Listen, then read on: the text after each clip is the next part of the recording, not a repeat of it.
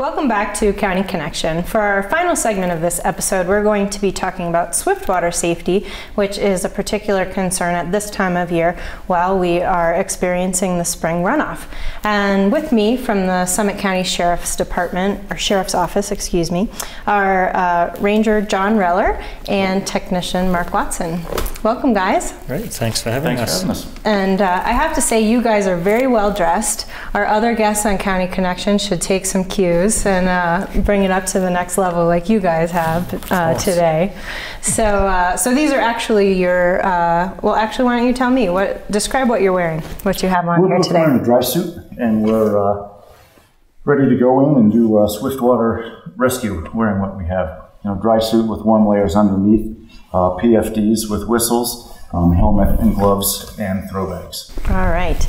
So before we get into what you're doing with all of that when the time comes, let's just start off by providing a little bit of background. Why this year is swiftwater safety a particular concern? Well, as we all know, Summit County is great this time of year. I mean, we've got all weathers, and we haven't really seen the sun lately, but I can guarantee everyone the sun's coming shortly. So we're going to be looking forward to a nice summer here. And as we know, when the sun comes, the water will start flowing. And that brings us to sort of look ahead and take some precautions. One of the big precautions we need to be thinking about with this water is once it gets going, it is fast. It's got a lot of power, it's cold, right, and that can sweep you off the feet before you know. So I don't know if anyone's passed the Blue River Dam lately, but they're running water out of there at 1,500 cubic feet per second. So right. Could you imagine, I sort of did some calculations the other day. Okay. Yeah, imagine a little over 11,000 one-gallon milk containers going past you in 1 second.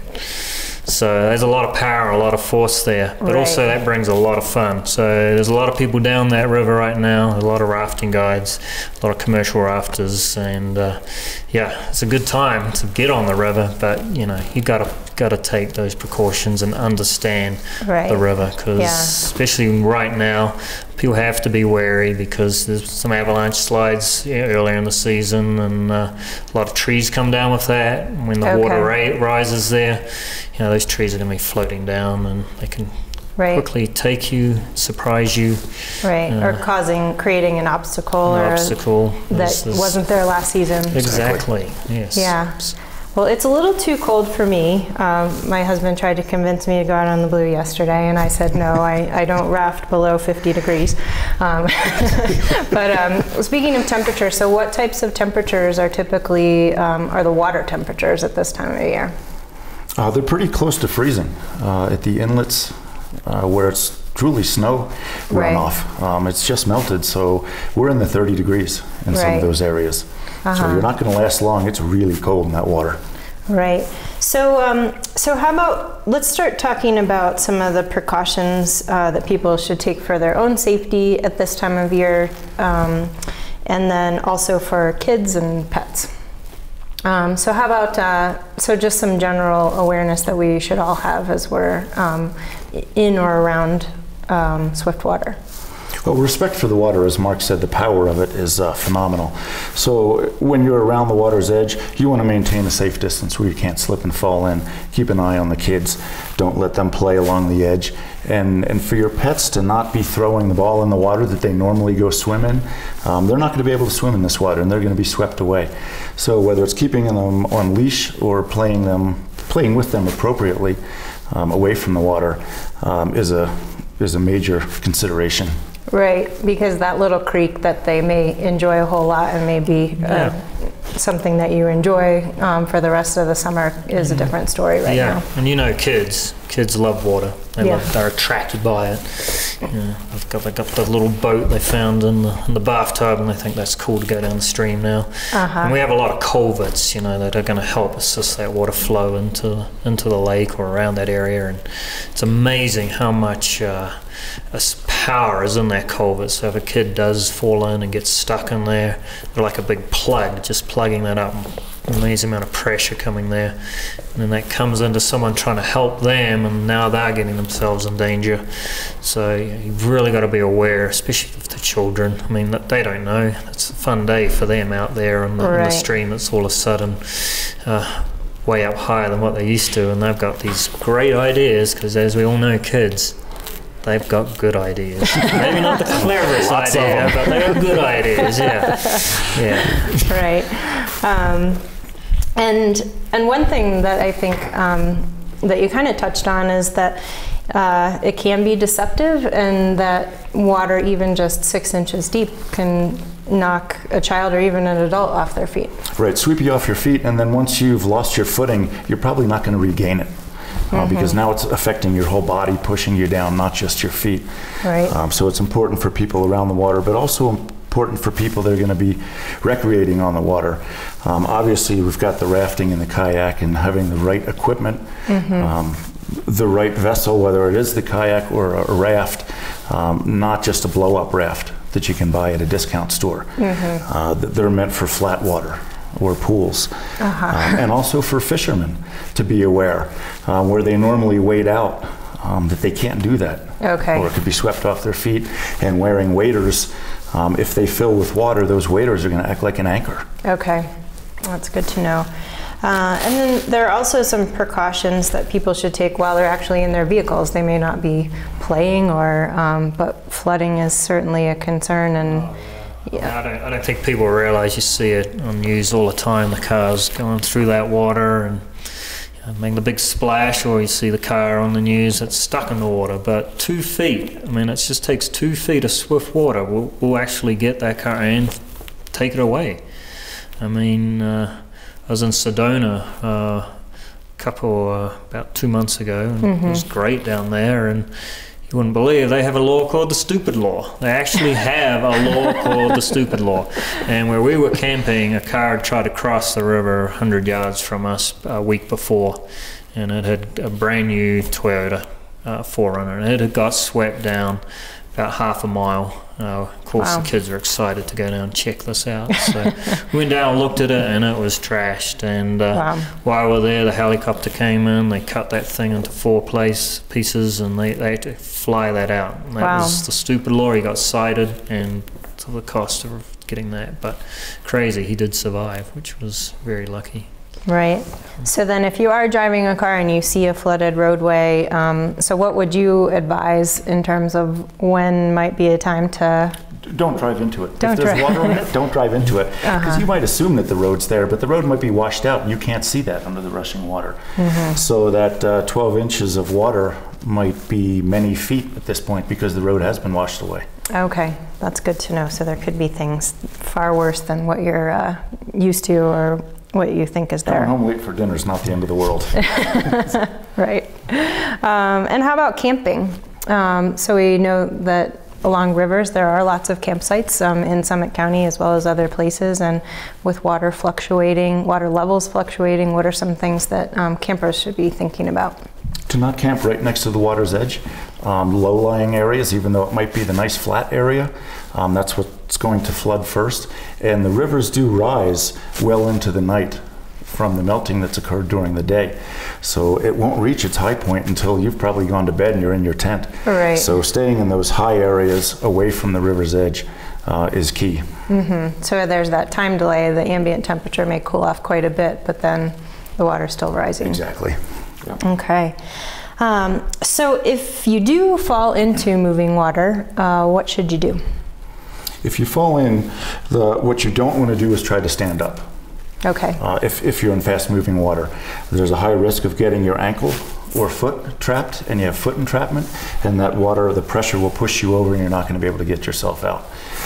So you want to assume the defensive swimming position, which is on your back with your feet downstream and arms out to your side, so that you can look downstream to see where you're going. Your feet to protect you, you want them to hang down just a little bit below what your butt would be in the water. Okay. So that you don't smack into rocks. You want to look for calm areas of water and swim to those aggressively if you can.